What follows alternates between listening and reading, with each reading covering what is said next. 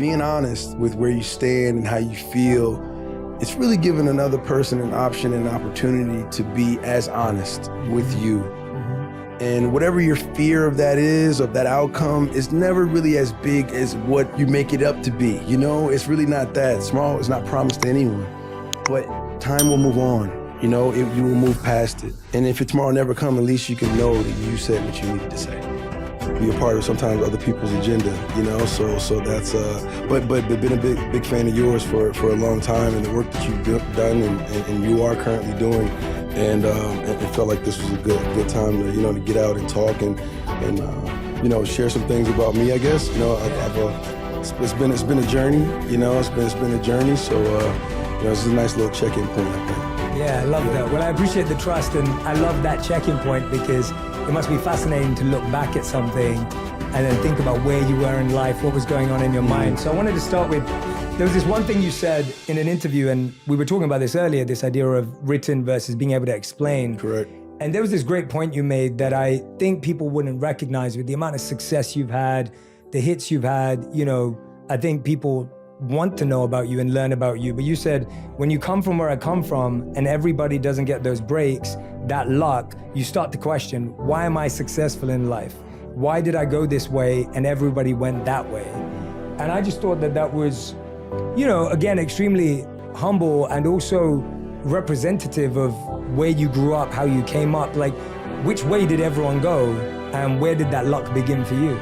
I think coming up in Newark, New Jersey, coming up in that environment and, having, when you're younger, you're living life, you're taking it a day at a time. You're going to basketball practice, you're going to school, you're going to church, for me, it was, taking a lot of trips to New York City, going on auditions at a really, really young age and just figuring out what that is.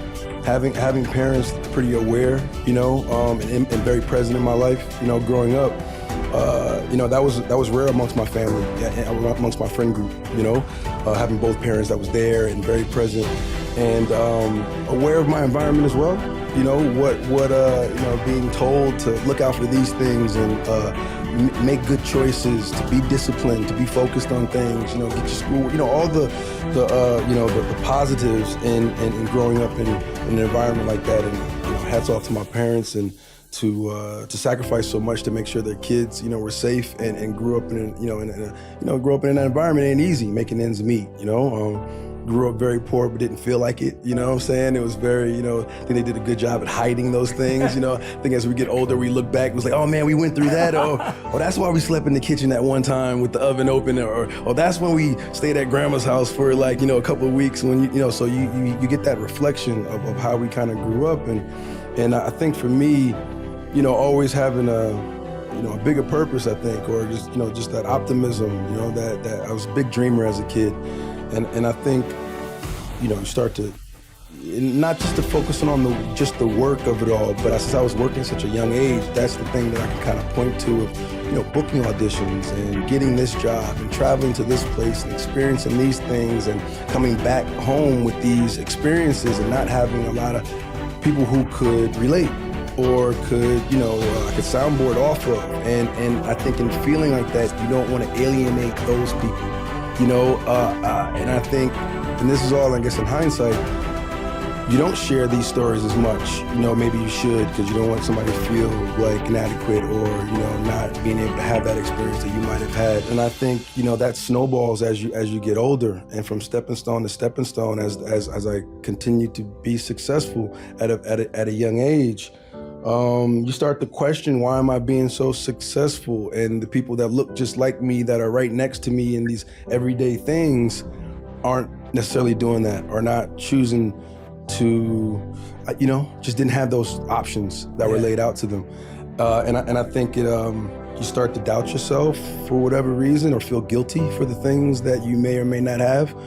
Even though, our parents were people of service, block parties, or cooking church dinners, or whenever my house was the house that everybody came to at some point, whether we were going to get pizza that night or dad was going to take everybody camping or going to these things. Like that was kind of my house within my neighborhood and community. And so I think for me, being a person of service kind of, because, this kind of comes from how I was raised, and those are the examples that I knew growing up. I always felt lucky too.